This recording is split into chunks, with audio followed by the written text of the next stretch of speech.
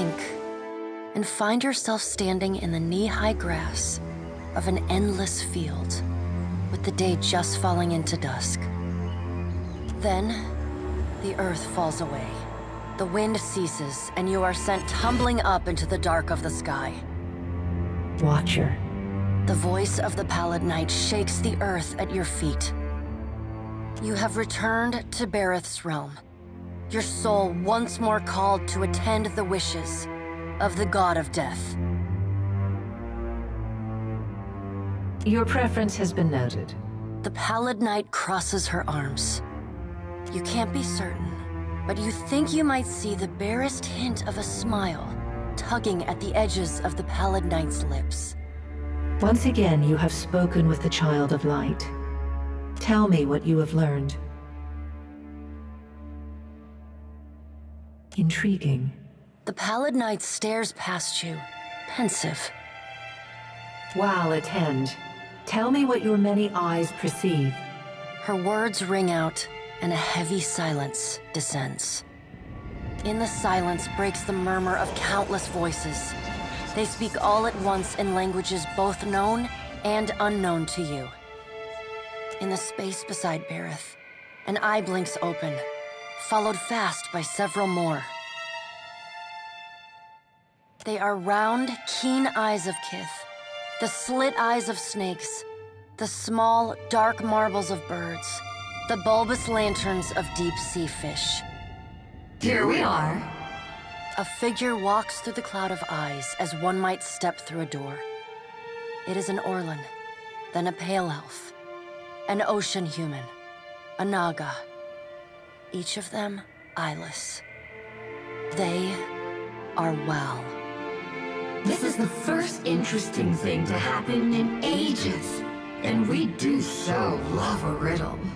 The figure wears an Amawa's grin, and the many voices beneath its own titter. Some things must be lost to be found again. You knew that once, when you buried my scroll beneath the earth in Black Meadow. But it seems you have forgotten. We have read the book of your life, Watcher. It is heavy with the weight of your choices, and its pages are not unmarred by the blood of others. You reap, but on a smaller scale. We see between the strings of the world, and Eothas is there, strumming them like a lute. His tongue is still, yet he sings of a coming joy. What tune he plays, we do not know. It is complex, ever-shifting. One moment vibrating in harmony, the next in discord. A man strides through the door to Bareth's realm. Behind him lope wolves with lolling tongues, and jungle cats whose long tails twitch with every step. Galawain, the changeling, arrives, and he brings with him the wild heart of Aora's untamed places. Fast on Galawain's heels, a small wave of seawater washes across the tiles. It pours off the edge of the platform and cascades down into the beyond. From out of the water rears a glowing lure, then the head of a gigantic fish. The round black eyes of Andra roll to meet yours.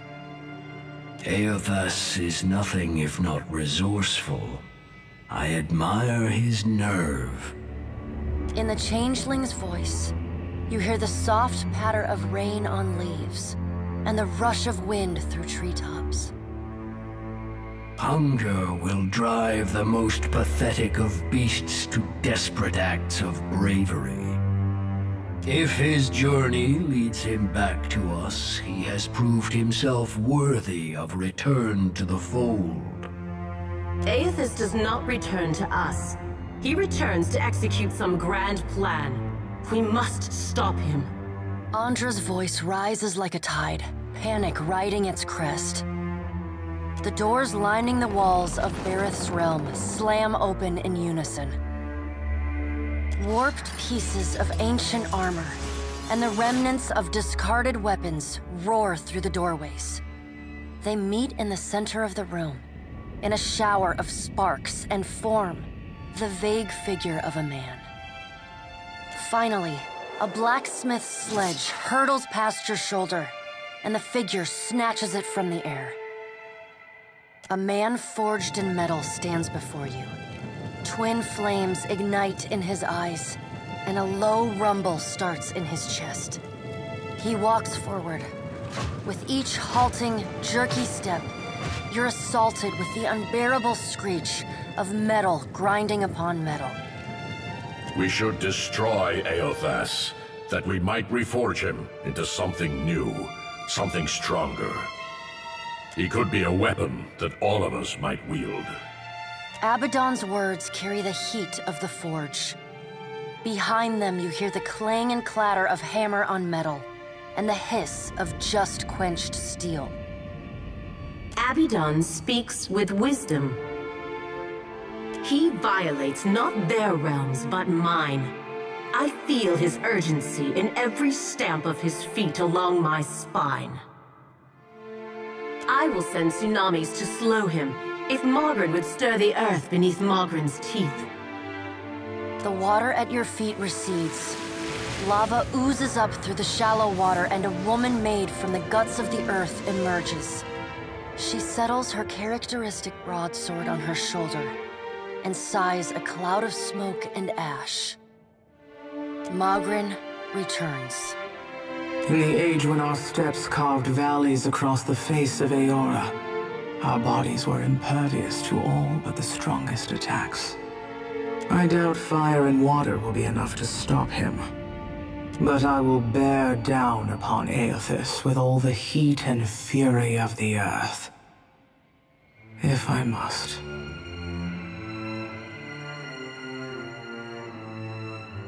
The death of thousands now could prevent the death of millions later. Dark, inky tears fall from Andra's eyes. Sacrifices of the few protect the futures of the many.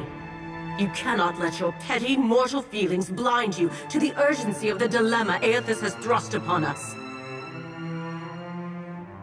You will mind upon whose ground you tread. The Pallid Knight watches you with keen, predatory eyes. The deep, bellowing cry of an aurochs shakes the ground beneath your feet. The cry drones on and on, a moan without end. Wal's many eyes squeeze shut. Andra slips back beneath her waves. Mogren dissipates in a swirling cloud of steam. Galawain's beasts cower and whine. Only the Pallid Knight stands impassive. My end comes to all things in time. Should Eothas care to hasten the inevitable, I welcome his efforts.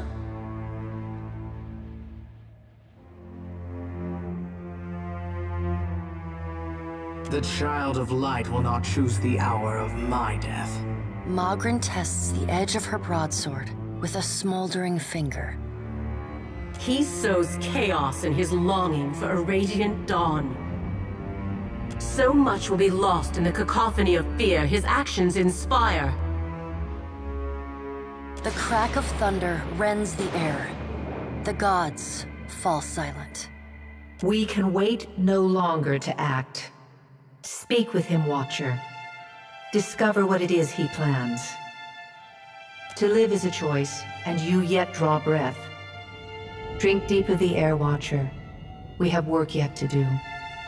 The warmth of the Pallid Knight's breath blows soft on the back of your neck, though she stands nowhere near you. Water begins to creep across the floor. It swells, runs swiftly, and catches at your ankles. You scrabble at the tiles, but it's no use. The current's pull drags you off the edge of Barith's realm, and into the fathomless beyond. You splash down in water so dark you can't see the bottom. Then, the water recedes, gone like a dream upon waking. The hard wood of your cabin's floor presses against your spine. The gods are gone, but you remain.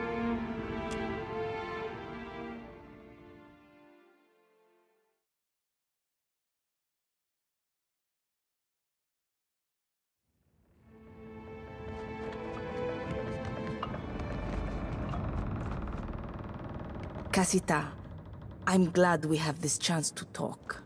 I have not properly thanked you for taking me away from that place. That shop and my apprenticeship were like a diving bell, dragging me all the way to the bottom with barely enough air to survive. Arkemir was fond of tormenting me. If he had taught me anything of substance, I might even have endured his wretched company a while longer. In any case, now I am free to study the world, and it is because of you. So, now I will say it. Agrasima. Ah, what a question. Arkemir is elusive. That flamboyant house of his? It is all a performance, a mask that people will not think to peer beneath. I had a sneaking suspicion that he knows more about magic than the rest of the Circle combined. Or maybe he is just an accomplished liar. I may never know the truth. It is a funny thing. I was so quick to chase my ambitions, as if an apprenticeship would outline the course of my life. In the end, I was building a castle in the sand. The taller it rose, the harder the waves swept in to batter it down. Now I have no plan, and the uncertainty is a refreshing change. Right now, I desire nothing more than to enjoy my liberation. I will worry about the problems of the world as they come. I came to the archipelago as a groveling apprentice. One day, I hope I will leave it with a speck more dignity than that. What more could you desire to know, Casita? Not if it means I must submit to a bickering council of madmen plotting against each other. If I ever scribed a spell, it would be the best-kept secret in Eora. Only I would enjoy the satisfaction of knowing it. Fascina's mirthless laugh. Fascina's prickling pox. No, I have it. Fascina's withering glare. I like the sound of that. Being a part of the Circle has its little perks, but also some headache-inducing responsibilities.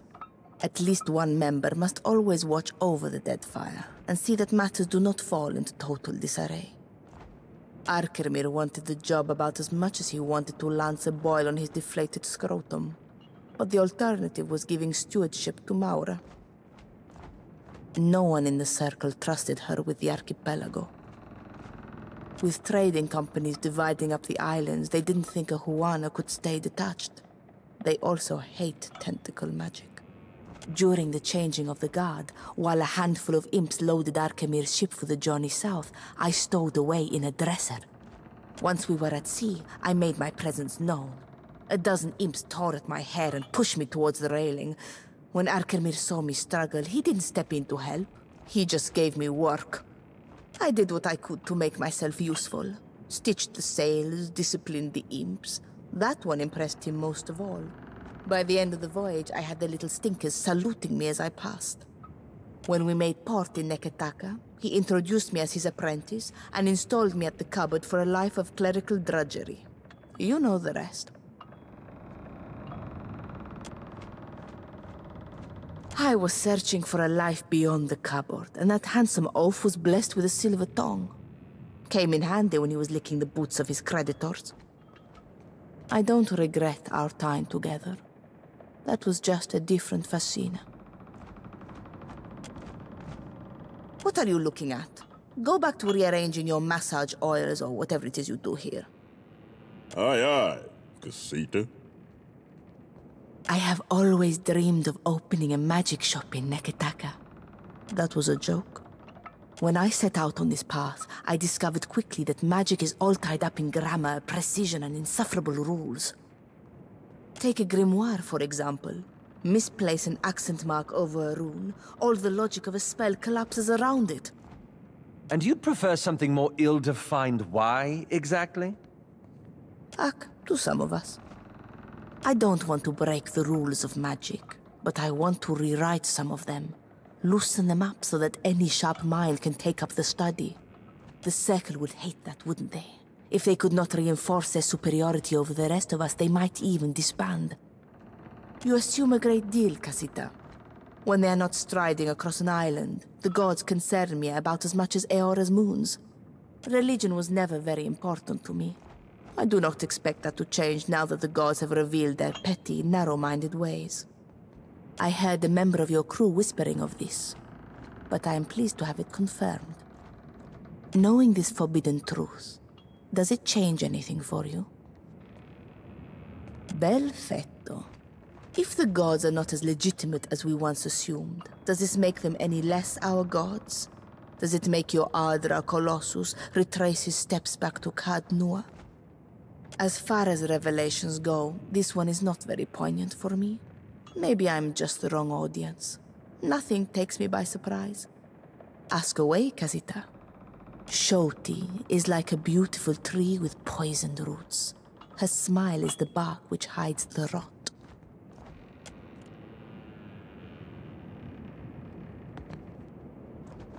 Watcher, tell me what's on your mind. You know where to find me if you want to talk, or...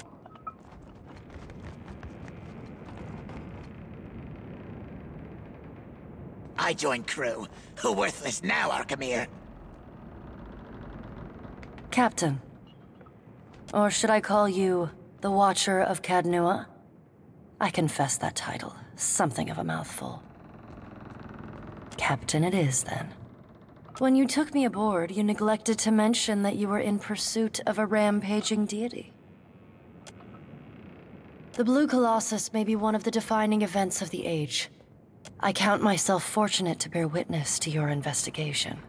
Speaking of, let us return to it, yeah? Ado, Captain. Do you require my expertise? My studies? I cannot promise a dissertation, but I'll happily discourse upon the broader strokes. You haven't read my work, then? As an apprentice, I focused on, and then helped discredit, the phrenological approach. At the time, it seemed more difficult than I thought it should be. Some of my colleagues had a vested interest in a model of the world that included an inherent hierarchy of kith. That some kith made more worthy receptacles for souls than others, based on the shape of their brow or the length of their ears, was apparently an idea too tantalizing to abandon. Afterwards, my interest turned to the theoretical, before shifting a few decades later to the study of parapsychological inertia. Close. Parapsychological inertia. The tendency for some souls to gravitate towards familiar locales or engage in behaviors exhibited from past lives. From there, I moved on to work in metamortality, the scientific study of souls over lifetimes and the cycle of reincarnation. Which brings us to the present. You set the sled before the dogs. Before making decisions regarding what should be done, we must first understand what is. Anything else is a dream in the dark. The truth, of course. I'm sorry that I have no simple answer for you. Embarking on inquiry with an agenda. That is how mistakes get made. I've had a year or two in which to make mistakes. The truth. I'm sorry that I'm embarking on inquiry with an agenda. Not at all. But I admit them. I could theorize, but given how little I've observed of him, it would be irresponsible of me to do so. It must require incredible energy, though. Staggering amounts of soul essence. And can Adra truly be so flexible? Why does he not crumble? Whatever he is, however he accomplishes it, perhaps we can discover together, if the discovering doesn't kill us. That depends on who you ask. Generally, Adra conducts soul energy. Luminous Adra also stores it, however. Is it simply a worse conductor getting clogged by essence? Or is this indicative of a specialized function? Unfortunately, greed stymies inquiry. Rawatai and the Republics grind every ounce they find down into bath salts. Of course, Captain.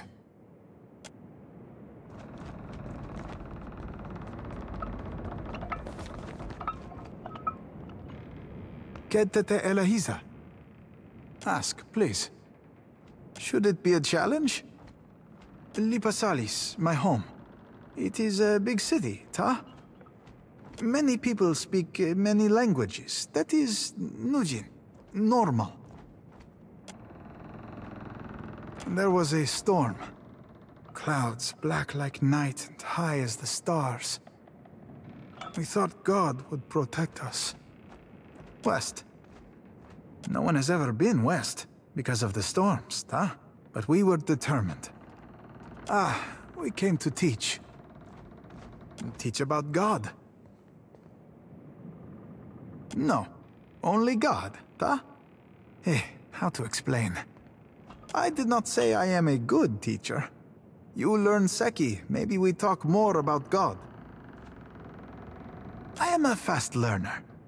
Do you think my Adiran is very bad? It cannot be as bad as Seraphin's. He opens his mouth and nonsense comes out. Teach about God.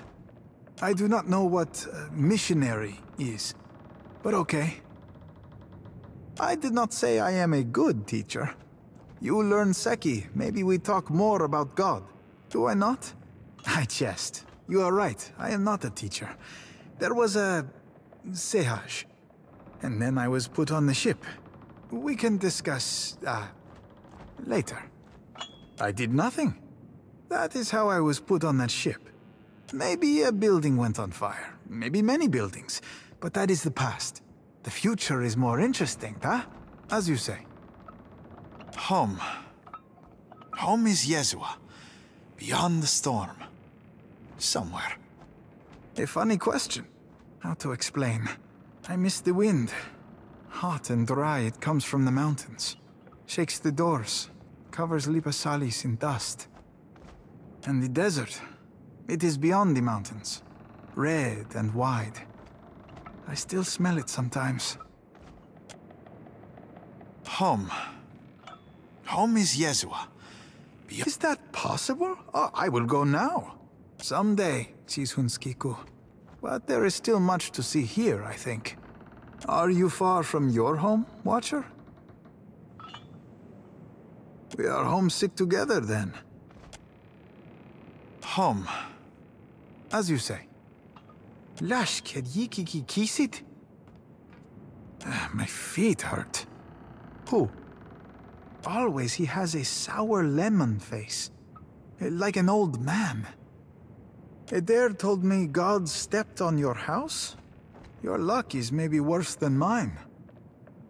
Where did he learn Adiran? Not here, ta? Tekehu showed me rice wine. Ugh, it is terrible. You are out of rice wine, by the way. She poked me with her weapon once. She apologized for a week. I poked her with mine, and now we are even. Who? He puts fire kelp in my soup when he thinks I am not looking. But there are peppers much spicier in Yezua. I will get him back. I offered her a candied nut and she took them all. She is like my sister. Ugh. Creepy. Fine, yes. Can I ask you a question? We talk about the others. What do you think of me? Yukag? Take me home and I will show you fun. Hungu.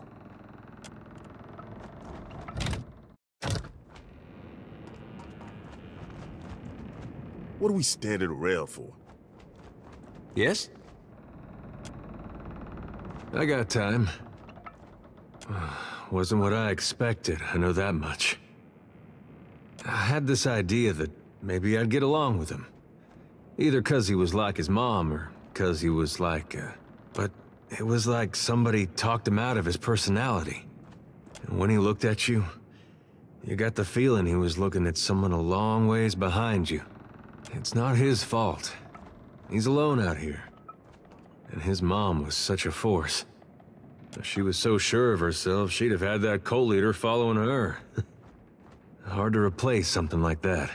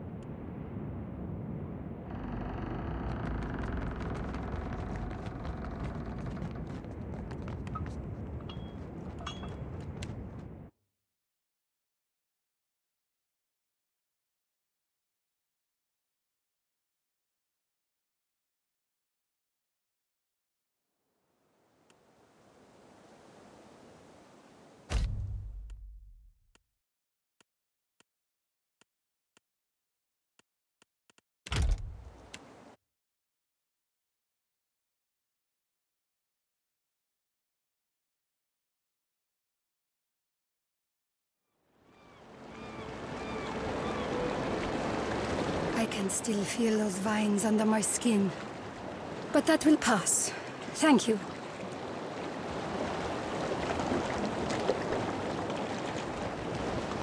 Ahoy, Captain. What can I do you for?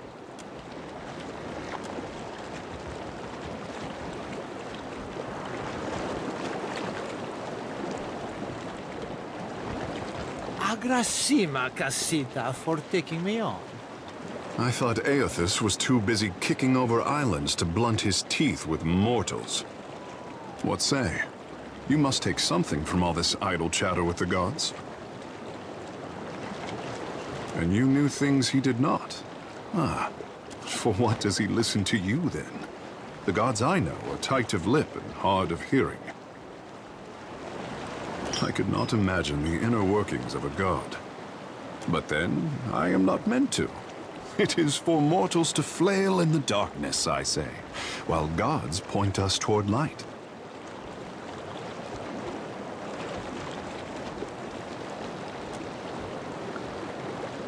To be worshipped, to have others interpret your design. It is not fair, I say.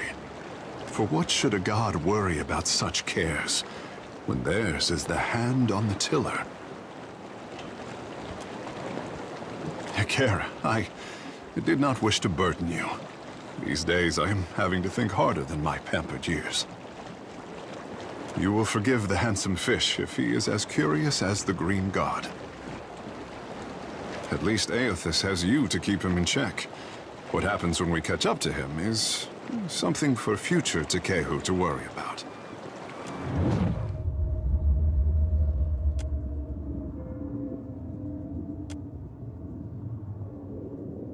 Scratch under the wet clay of any artist and you hatch a lifetime of fear and doubt.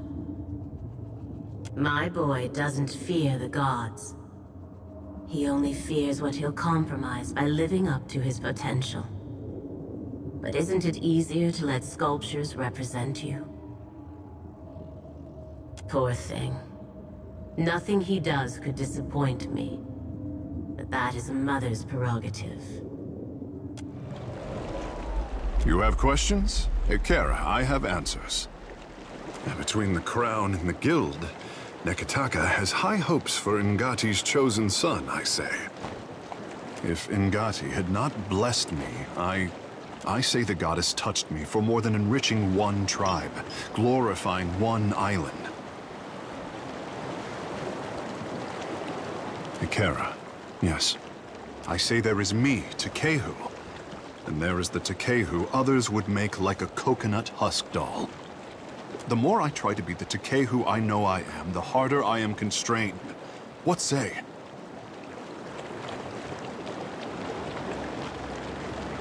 But it is the adoring people who made Tekehu the savior of the tribes. Many think that I have a duty to the Huana.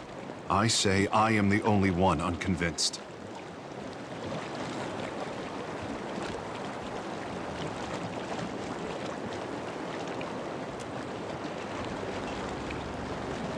I know how I seem. We did not have this word, conceded, before Adirans landed on the Isles. If Ngati had not touched me, I wonder if anyone would care. Poor boy. He has it backward, as usual. I did not choose him so that he could do great things. I chose him because talent should be fostered toward any end. How fortunate that you are here to set him on the right path. I know you won't disappoint. Apologies. I say I never miss an opportunity to talk about myself. You have questions? Kara, I have answers. The art of our ancestors, I say. To bend water to our will is a gift from Mother Ngati to her chosen people. Since devastation swept our way of life out to sea, too much of the art has been lost. Periki, founder of the guild, organized the lore of Ngati's talent into a series of postures and meditations we call the 4 forms of water shaping. Try as we might to embody Ngati's element, our bodies are not water. Ikera, this is the form of grief, a beginner's test. The body's internal water is a force that conquers all. Even the mountain will bow to the stream. The form of hope, I say.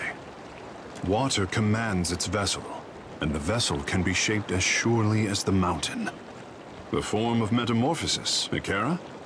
The art is a challenge to grasp, difficult to master, and impossible to perfect.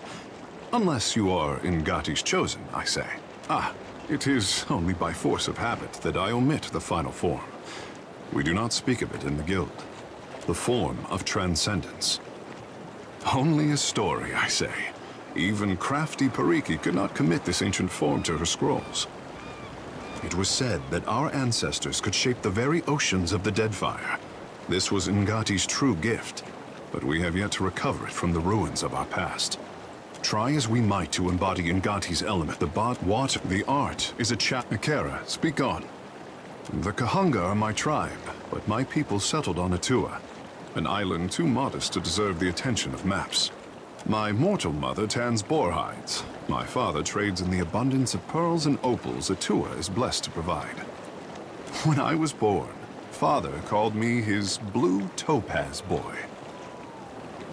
Ikera, high winds stirred the vigor of the seas. 2 huts collapsed before our local storm speaker could shout down the weather. They say the skies only cleared when I fell into the midwife's basket. Peace had returned to the island. Or so the Mataru predicted. Doubtless, I say. But I am the most precious gem of recent history. Godlike are revered as bringers of local change, but only Ngati's chosen is thought to deliver an omen for all Huana at once. Oh, I could not be kept from the water, so my father taught me how to dive for pearls and azada snails. Ngati filled my palms with riches on every harvest, I say. When I came of an age to begin a man's pursuits, the Mataru reached out to the Kahunga Queen, weighing my arrival against the forces that descended on her territory. The Queen could not invite Ngati's chosen into the Water Shapers Guild fast enough. In hard times, the endorsement of a goddess is more valuable than currency.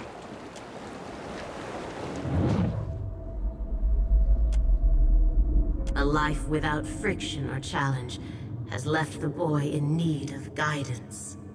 He thinks himself frail, but my heart beats in his chest. He is stronger than either of you could know. Captain, what say? You look a little blue about the gills. Ngati spoke to you. Ha! To leave her son guessing. Oh, this is my tricksome mother through and through. What mother doesn't? Oh, you must be special indeed for Ngati to speak with words. For her people, she lays out cryptic stepping stones hidden in omens. Ikera, but send her my fondest wishes. Questions, Captain? Agrasima, Casita, for taking me on. I can still feel those vines under my skin.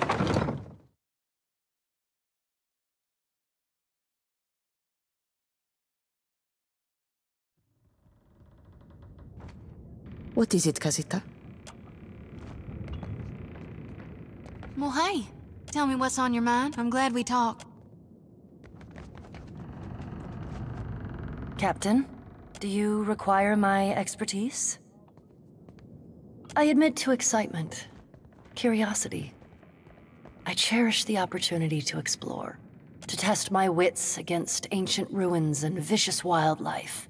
Most ships discourage such avocations. It was neither so random nor so strange a thing as your question would suggest. In a word, animancy. The Republics take the most progressive attitude towards the subject, and thus they attract its foremost scholars, among whom I count myself. Very much so. Though I imagine you capable of finding someone much better suited to telling you of them. I spent most of my time in laboratories and libraries. In a way, your ship reminds me of them. A dozen kith from every corner of Aora, working towards a common goal, while your crew pursues Aethys across the sea. Ours pursued the future, each chasing our own dawn. I admit bias, but they are very likely the grandest in the world. Imagine great domes rising above your head, shelves along each wall, stacked high with tomes, as if the building itself were built of bound pages. They were the true treasure of the republics. The collected histories, dramas, and comedies of Old Valia. The most advanced arcane theories of Adir. The most ancient liturgical texts of Anguith. And the most advanced treatises on animancy. Many things. A strong dark tea, a comic play, the song of a whale, the soft resistance of paper to quill, or fabric to needle. Discovering what's just over the horizon. There exists things in this world beautiful and wondrous both. One only needs leave the land to find them. Speaking of, let us see what the horizon holds, yeah?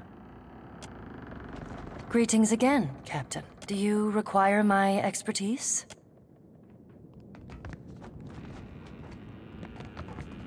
Yes? Let's get a move on. I got time.